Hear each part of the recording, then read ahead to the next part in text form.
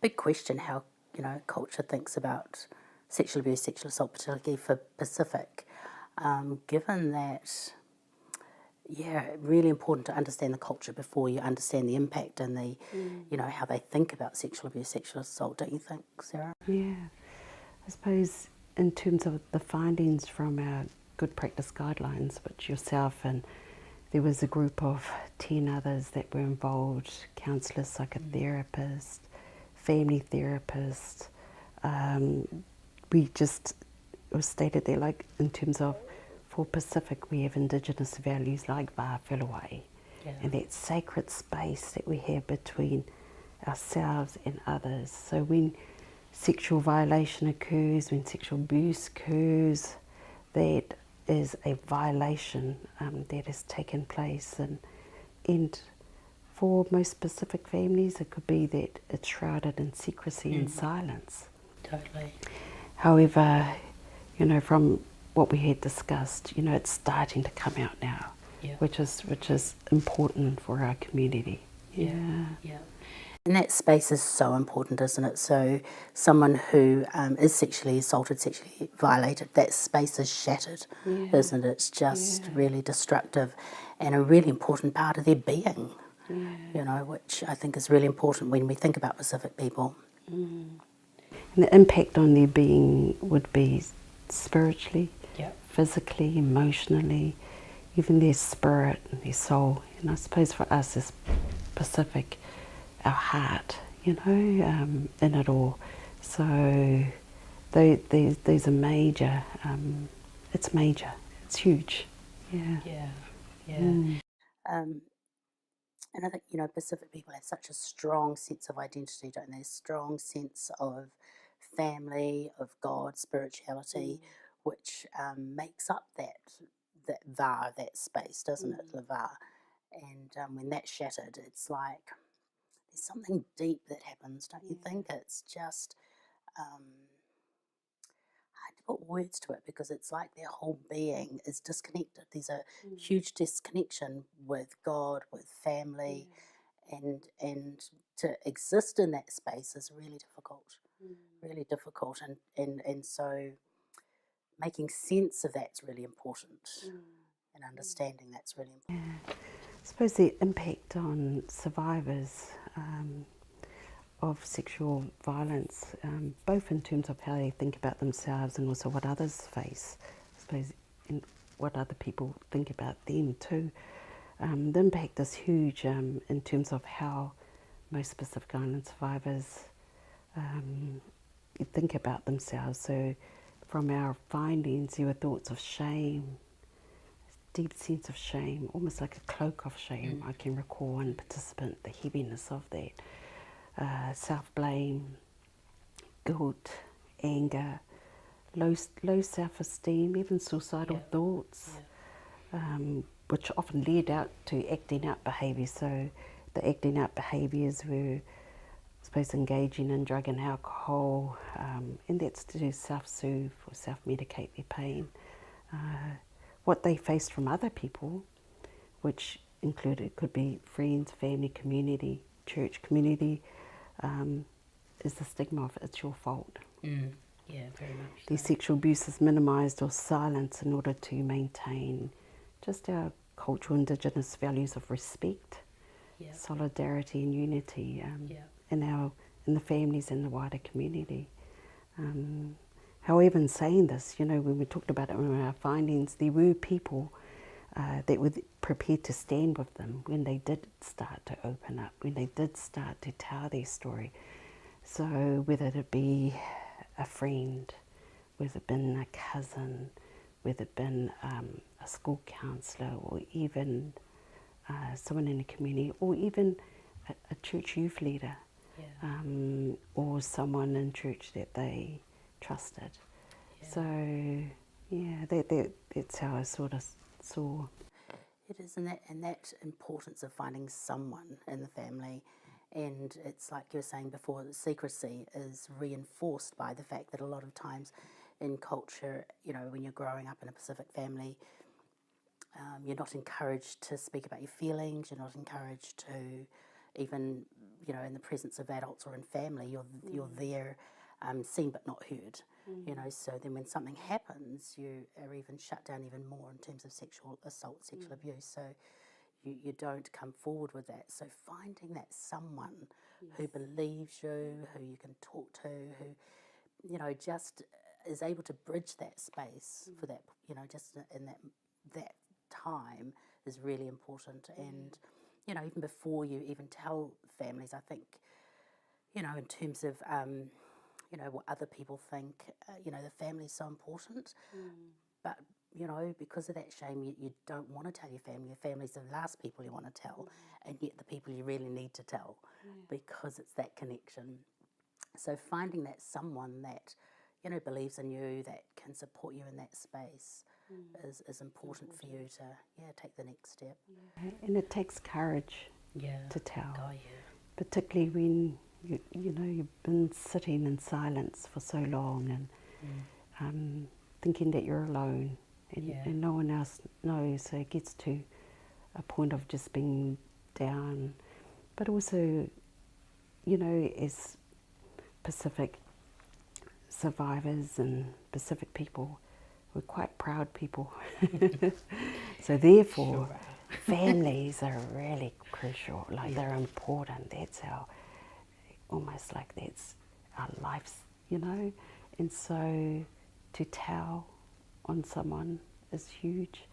And so, and they could be in positions of authority, you know. So therefore, if they're younger, they sort of don't want to do that out of respect, you know, and to keep the unity, the solidarity is important, you know, and not wanting to break up the family unit or the extended family. So therefore, it's important for them to know that they're not alone, you know, that just approach one person, you know, just to be able to open their hearts up. Totally. It's important. Yeah. And then also in terms of like their parents, I mean, often, you know, your mothers or your aunts have their own stories. So, you know, going to them, it's like you were saying before, you know, well, it was, you know, you're blamed, you know, it's your fault, you know, what were you doing, or it's minimised somehow. So, so a young person is going to think twice before telling their parents or making sure they've got that support to be able to, you know, tell their parents, which actually adds weight to, you know, being believed. And that's young in terms of young people. And there's even mature women and men that have carried those stories for years and have not told. But from our findings, we believe it's time that it's okay to start to open up. It's okay to talk and tell. Part of the healing process, you know, in terms of healing for ourselves. What do you think would help them, you know, come forward, the older generations? Because like you're saying, I mean, gosh, you know, it does take a lot of courage to come forward. And just thinking for, you know, the older ladies who do carry a lot, what would it take for them?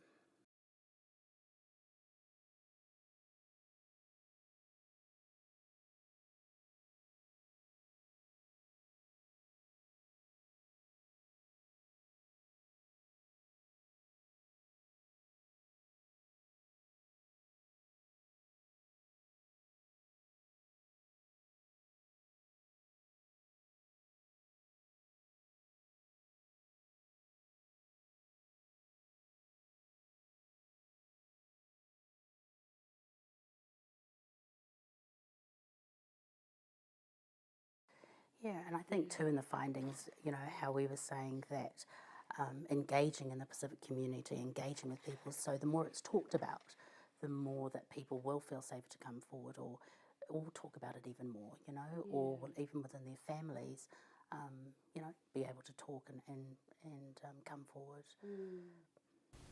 Yeah, I suppose that comes to the question of what's important in our culture that sort of brings that safety and healing, Yeah. And, from our discussions and the guidelines, our Pacific Indigenous values are critical in the healing process for a Pacific survivor who experienced sexual violence.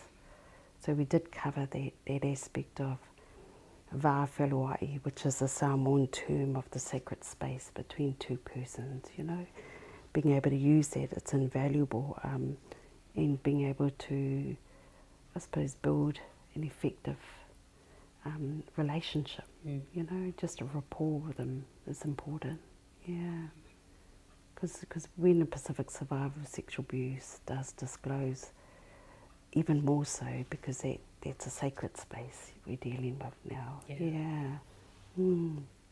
So in that sacred space, that Va'afusuaga that we're talking about, that's when the conversations start to happen. So in those conversations, whether it's a crisis support worker that is with the Pacific survivor, it's being able to hold that space, and part of it is being respectful, of what they bring in the room. So it's almost like being client-centered, or in that sort of, in that respectfulness of the Pacific heart too, Yeah. And I think you're right. So for a crisis response person, it's important to understand that actually the process takes time. So sometimes just being is important, So not kind of launching into, what's happened, these are the options and all of that sort of stuff. So sometimes just being with that person, because it is about relationship, it is about building that relationship to be able to step into that space with that person. So I think what's important there is too that it's the same person. So having someone who's perhaps supporting in an acute situation then is able to follow up and follow through. So having that same person, so you're building that rapport, so that you're journeying with that person, I think is important. So, to the stage where then they're supported to be able to then, tell the family and sort of, so that when they're ready to tell the family, then, you're journeying with them in that. So, that, I think that's really important. Yeah. What's also important too is the, I suppose, the conversations around safety. So particularly when they've presented. So that comes back to identifying key people, one person within their community of care, within their village, or whether it be a family member, whether it be someone in community, whether it be someone in church that they can call on, just to be there in terms of support. But also too, it's an alliance, someone to support them, particularly if sexual abuse has occurred or sexual assault has occurred within communities. Yeah, and that is important, isn't it? Particularly the church. I mean, that is important to the Pacific people, the spirituality, the, connection, Christian values, really, really important. And yet, it could be that it's been the church that's done the abuse, the minister or a youth worker, or, often we have cases where it is the youth worker or it is the, someone who's an authority that, has sexually abused or...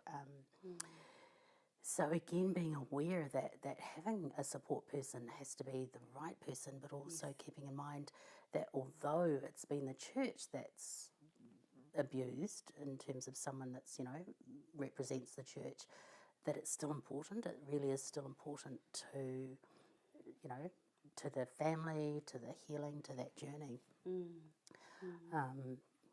So yeah, and it is working with the family, isn't it? I mean, when you're working with a survivor of sexual abuse, you are absolutely working with them, but you do have to work with the family as well. Yeah, and what I find is interesting as well, though, is that with the concept of family, because it's so important, that privacy and confidentiality is a family thing, So it's like what happens in the family stays in the family and is all about the family, because...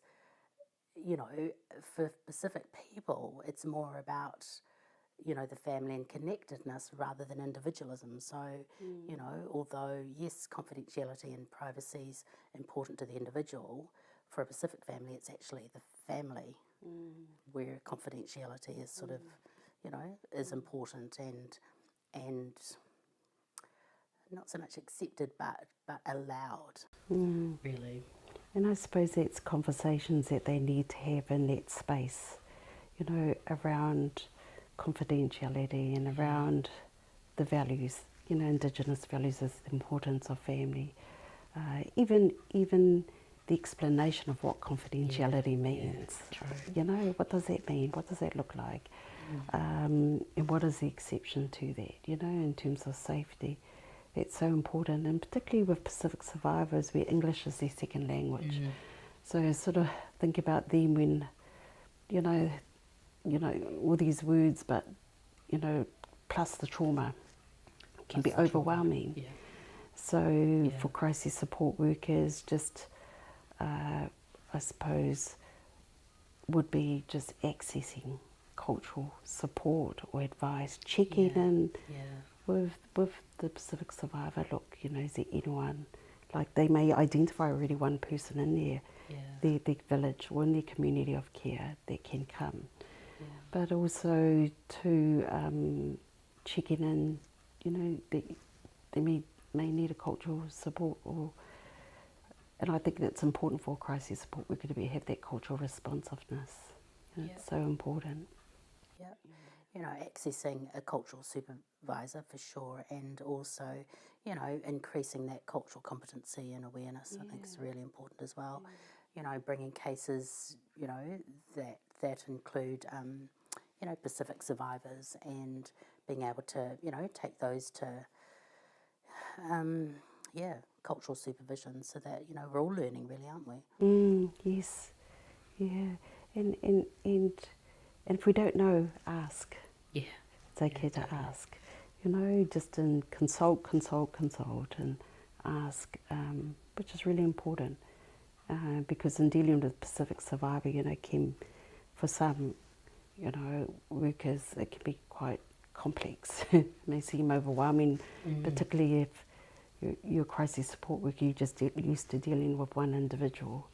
However, when a Pacific survivor walks into the room, they don't come alone. Like, they come from a family, they come from a community, they come from a network of people. So it's just holding that awareness. That's part of holding that space of support for them. It's really important. And I suppose it comes down to an awareness around their values. Yeah, totally. But even in that, there's differences too, isn't there? You know, with New Zealand born, with Island born. But even then, even with New Zealand or Island born, there's even, you know, other kind of, I'm thinking other different, you know, more cultures that are included, because so many are, you know, half Samoan, quarter Samoan, or whatever. But that sense of family and those values are still ingrained. It's amazing. It's like the, you know, the embodiment of all of your experiences, but all of the experiences of past generations kind of, you know, play out in terms of, you know, how you view things and how you express things, and your sense of culture. And I think that was the conversation we had in the guidelines, and was to assess, not assume. Yes, yeah, totally. So in terms of like Pacific, there's Pan-Pacific, you know, there's New Zealand born, Island born. So as they come into the room, checking in. It's really important. So as a crisis support worker, I mean, it'd be great if there's some sort of cultural kind of assessment that goes online, you know, in terms of their reporting, but also access to a consultant if need be, which is really important. So I think that's key.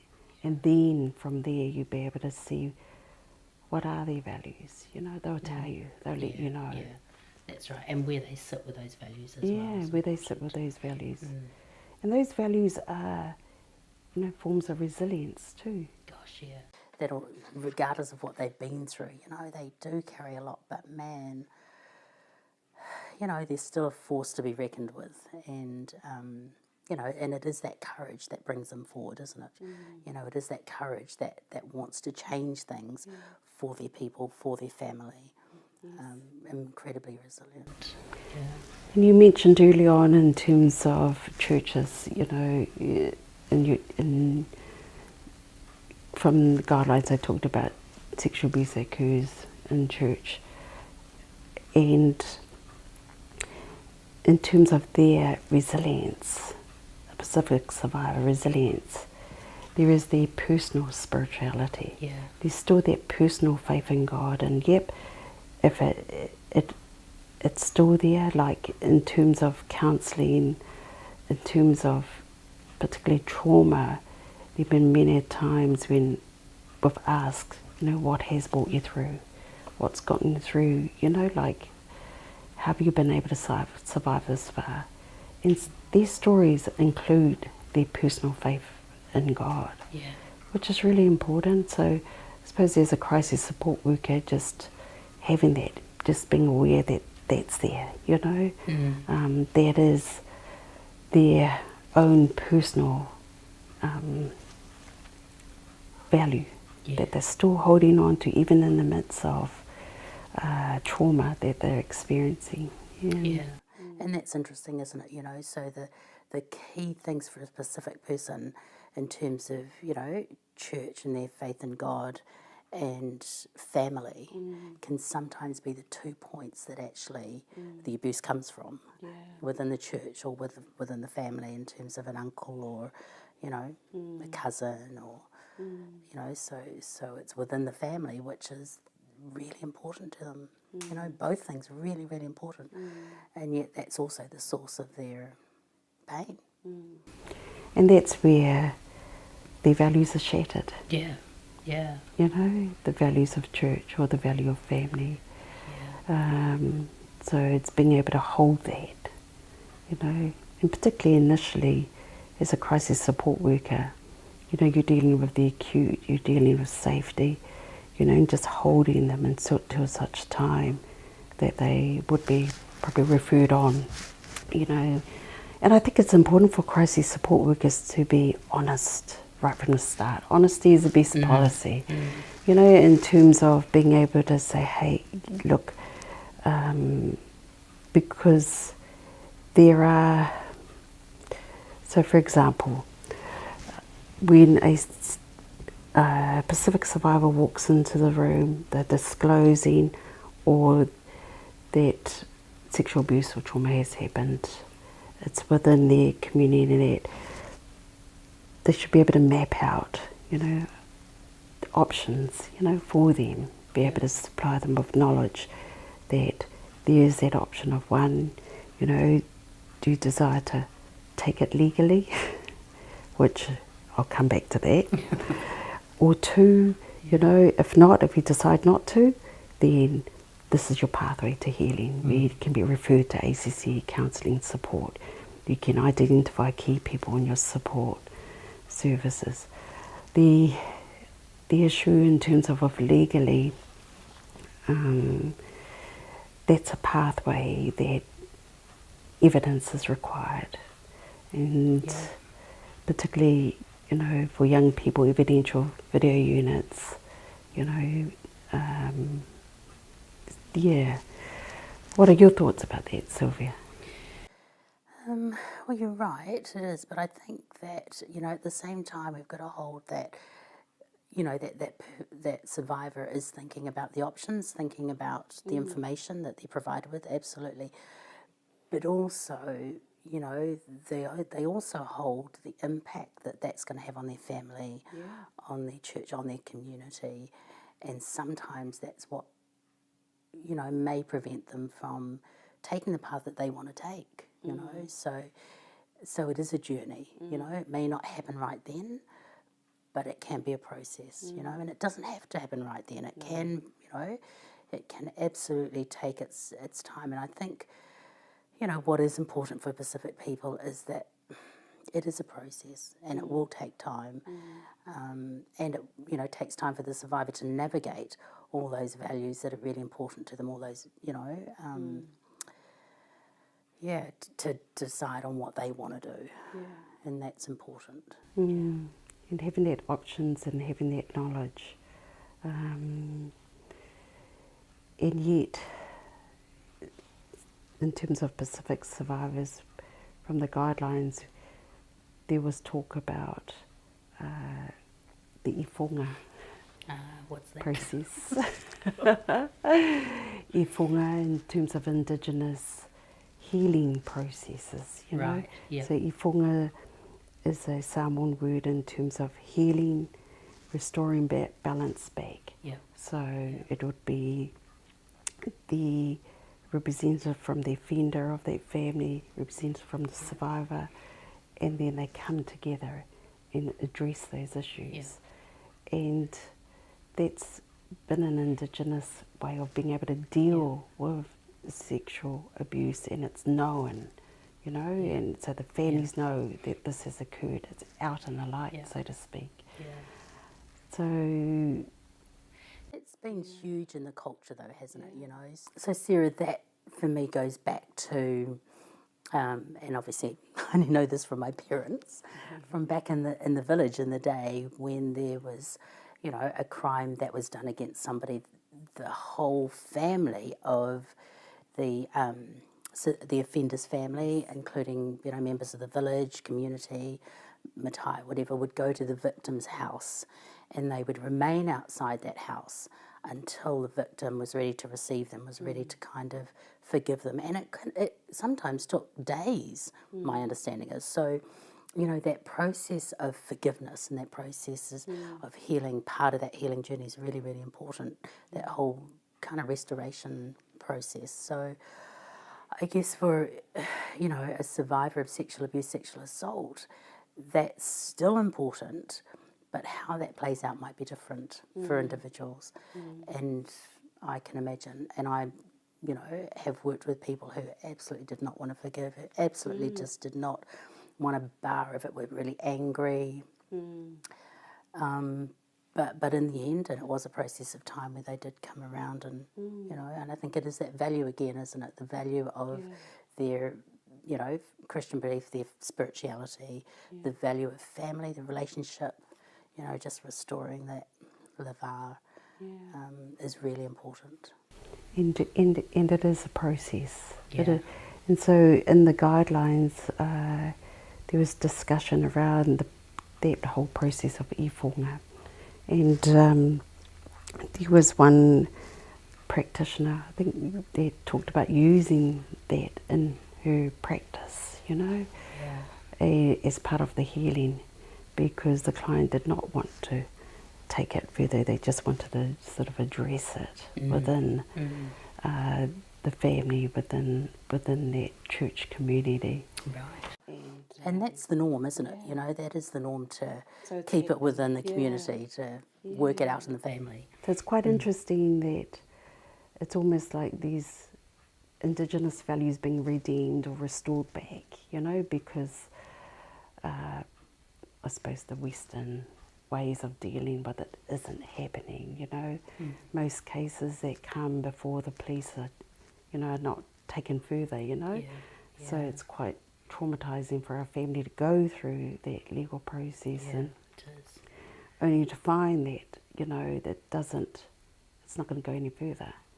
And yet, you know, safety-wise initially, long-term-wise in terms of healing and restoration and restoring balance back to the person, to the family, to the church or community, it's sort of that va, you know, is distance. So it's quite interesting that, you know, just in the findings there was talk about that, you know, ifunga, how do we bring that back, you know, in terms of within our churches, within our communities. And there are some churches that are trying to do that, being able to address that issue sooner than later, you know, rather keeping it hidden. Also, Project Restore.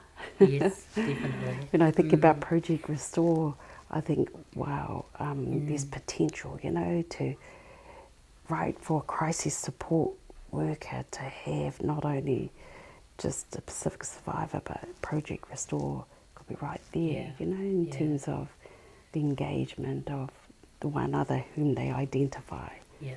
You know, that's a start. Yeah. And it's definitely the Pacific way of doing things, though, Yeah, isn't it? You know? yeah. It definitely is. Mm. And forgiveness, that's always a hot topic. I don't know how many over the years sitting and saying that's a soft option, Sarah, you know. But for a Pacific survivor, for the ones, there are, I must say some of them, those Pacific survivors, as part of their own personal healing journey, forgiveness had to happen. Forgiving themselves and forgiving that offender. And that offender could have been passed away. Could be some old person that's passed away. But they come to a point like it's full circle. They've tried everything else. So for a Pacific survivor, it's about them. You know, it's about their healing journey, being free, released from shame and guilt and anger and self-blame, you know. That's been powerful in terms of another Indigenous tool. Yeah. Yeah.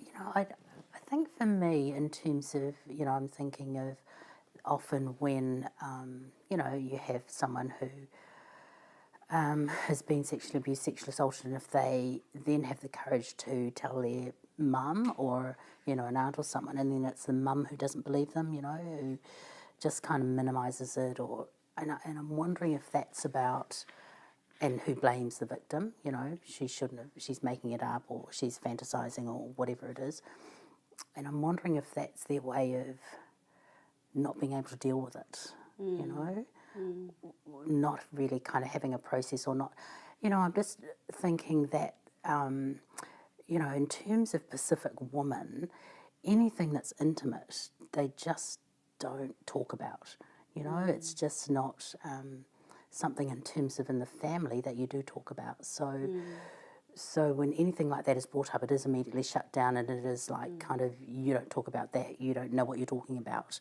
you know, type thing. And I'm wondering if that's, you know, that then turns into victim blaming because there's no other way to handle it. I don't know, I just, you know, because it happens. And I don't know that there's actually a reason for it, except that it's a cultural thing. I can recall from the guidelines was the importance of education, was the importance of, I suppose, that for our families, you know, of the impact that sexual violence has on a survivor. Education for our churches, education for our communities.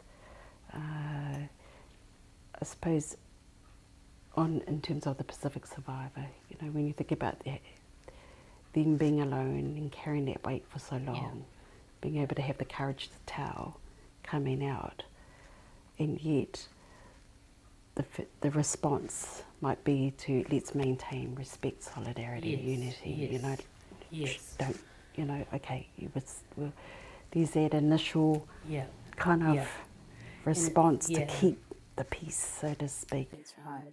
And it's almost like those values of family are more important than actually what someone's been through. I'm thinking, you know, of another case where, you know, someone was sexually abused and had told her aunt, who was the matriarch of the family, so you know, the oldest sister was the most important person in the family, and so the aunt wanted to shut it down, keep it within the family. Another aunt wanted to not do that, so it was splitting the family. So of course the survivor then sits with this, you know, I want this, but it's going to split the family, so that's on her as well. And none of it, the family were actually kind of worried about her and what she wanted and what she was going through. It was more about the family, you know, about kind of what's this going to do to the family? This is going to split the family, and the family's really important. So the survivor does tend to get lost in that. in that value. And that value. And that's where the importance too, in terms of the crisis support worker, I suppose that being aware of the family systems, being aware of the impact that it's having on them, the challenge is how do you facilitate that process. And really strong, that family thing is really strong. Really strong, you know? because from, if she's identified the auntie, that initial auntie, that's the one you work with. That's the person that you work with, you bring into the room, being able to talk to them, show them the impacts and effects that's right. of sexual violence. This is the reason why you know your niece or nephew is acting out. Therefore, this is what support looks like. That's right. So that's important at that point. And I suppose so if she's a matriarch of a family, to be looking at the wider family too, the impact that it'll have. So it's ripple effects. So the ripple effects too, I think it all comes back to just how to facilitate, because it's the sacred space has been violated, you know? Yeah, that's right. But you're right, it's going back again to the, you know, the practice guidelines and what we were saying about the importance of education, the importance of working with the church, the importance of interacting with Pacific communities, so that, you know, that education is out there, those, you know, so they have the knowledge to actually think about different ways of still kind of holding the family, but actually, you know, holding what's happened as well as really important too. And I suppose too, adding on to that is being able to challenge mindsets. Yeah. You know, being able to challenge beliefs and values, shift. You know, that can be really uncomfortable, painful. However, in terms of the healing process, you know, needs to happen. People need to change. People need to shift. People need to have a, you know, read up as to what it impacts and affects, and but also to look at, you know, holistic ways of how to contribute, you know, to a survivor's healing process. Yeah, and I think it is changing, you know, I mean, I absolutely do, but at the same time, I think, you know, we're against generations and generations, aren't we, in terms of, but interesting though, like with the good practice guidelines, it was saying that 62% of the Pacific people are now New Zealand born, so that's, you know, that's, I think, what's changing that tide as well, that there are other thoughts of thinking, there are other, you know, ways of being as well, but still holding those values. So hopefully, you know, it will change for, you know, for the better for survivors of sexual abuse and assault, particularly for Pacific.